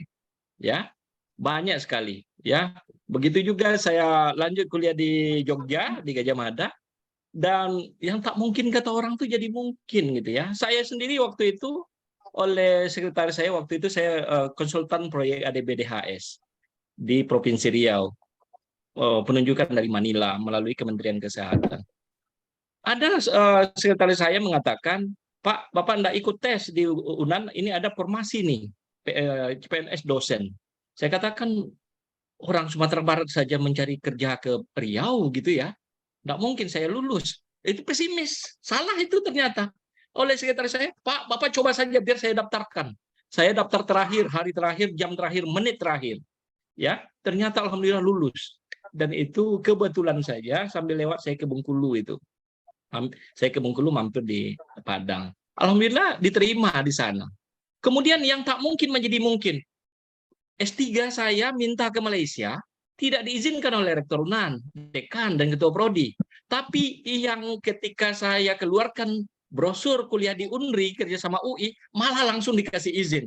Dan sayalah dosen UNAN yang pertama kali kuliah di UNRI. Sehingga waktu saya mengurus beasiswa BPPS, BPPDN, kemudian lanjutannya, dari Semarang asesornya, ini Bapak betul tak diizinkan dari UNAN ini untuk kuliah di UNRI? Saya jawab, betul, ini izinnya, surat izinnya. Ragu itu asesor dari Dikti itu, dari Semarang saya ingat saya, waktu itu, ragu dia kalau dosen UNAN diizinkan kuliah di UNRI. Karena saya lah orang pertama kali dosen UNAN kuliah di UNRI. Kemudian saya ajak bahkan teman saya, yang pernah S1 S2-nya sama dengan saya, sama juga S3-nya dengan saya. Jadi berdua kami dosen UNAN yang kuliah di UNRI. Nah, itu yang tidak mungkin menjadi mungkin. Ternyata setelah saya kuliah, tak mungkin ini kata Pak Prof. Aras waktu itu WR1 beasiswa karena kita aja baru izinnya mandiri, ya, baru lepas dari UI. Profesor Rasul Hamidi, Direktur Pasca Sarjana juga begitu. Nggak mungkin kita dapat beasiswa. Ternyata mungkin karena saya cari informasi ke USU juga baru tahun pertama dapat beasiswa. Kemudian saya telepon lagi WR1 dan Direktur Pasca, itu di USU kok bisa? Ternyata prodi yang dapat akreditasi A, B itu terbatas, uang negara banyak untuk beasiswa. Akhirnya yang baru izin pun prodinya mendapat beasiswa. Akhirnya bukan hanya saya, tapi 7 orang teman saya juga dapat beasiswa. Demikian saya pikir ini luar biasa. Kita memang harus optimis, kita harus semangat, ya. Kalau sudah pesimis ya itu kegagalan dan tentu tidak akan berhasil, ya. Terima kasih sekali lagi Pak Alex, Pak Arman, Bu Nariman Hadi, Pak Citra, Bu Rika Miana, Pak Alsar Abu Rara, ya, Bu Eplita Yohana dari Undip Semarang. Saya nanti kalau jalan-jalan saya dulu sering ke Undip, ya, banyak teman saya di Undip, ya. Tapi di bidang kesehatan masyarakat, di kedokteran itu banyak sekali teman saya, Bu, di sana. Bu Willy, ini Willy Heriko, ya, Pak Willy Heriko, ya, mahasiswa atau siapa saya nggak tahu ini, ya. Bapak atau adik ini mahasiswa. Mantan. Demikian alumni, ya. Unix, alumni Unix Heriko. Alumni Unix, ya. Baik. Saya mengucapkan terima kasih sekali lagi, ya, Pak Alexander. Semoga tidak bosan, ya, berbagi pengalaman. Semoga yang diceritakan tadi menjadi inspirasi dan semangat bagi kita semua. Saya yakin walaupun hari ini agak tidak banyak yang ikut, saya sudah dapat informasi melalui WA, WR3 dan beberapa teman dekan bahwa hari ini mereka mahasiswa itu banyak yang sedang masuk kuliah gitu, ya. Itu informasi dari mahasiswa langsung yang di screenshot ke saya oleh dosen dan WR3. Sekali lagi mohon maaf, terima kasih sekali lagi. Wassalamualaikum warahmatullahi wabarakatuh. Alhamdulillah, terima kasih. Cukup banyak juga yang terdaftar dari sajadah, 35 orang ada, Pak Dor. Baik. Apapun bentuknya, saya rasa kan acara kita cukup bermanfaat, mudah-mudahan ke depan. Dan sebagaimana tadi closing statement dari rektor tadi, saya tidak akan memperpanjang lagi, karena waktu sebentar lagi juga maghrib di Pekanbaru, ya. Tentu terima kasih juga, terima kasih pada Adinda Alexander. Kemudian yang masih berada di sini, Pak Rektor, Enda Nariman, Abu Rara, Citra Hermawan, Rika Miana, ya. Richard Sambera, ini terus hadir ini, Richard Sambera, Adinda Eplita Yohana, maaf, dari Semarang, udah maghrib di Semarang, ya, sekarang. Adinda Willy Heriko, terima kasih banyak, dan juga permohonan maaf jika sekiranya ada dalam pelaksanaan acara ini yang kurang berkenan, mohon maaf. Akhirnya saya akhiri dengan ucapan wabillahi taufiq wal hidayah. Wassalamualaikum warahmatullahi wabarakatuh. Waalaikumsalam warahmatullahi wabarakatuh. Saya Lip Aulia semua, ya. Ya. Makasih Pak Arman. Ya, oke.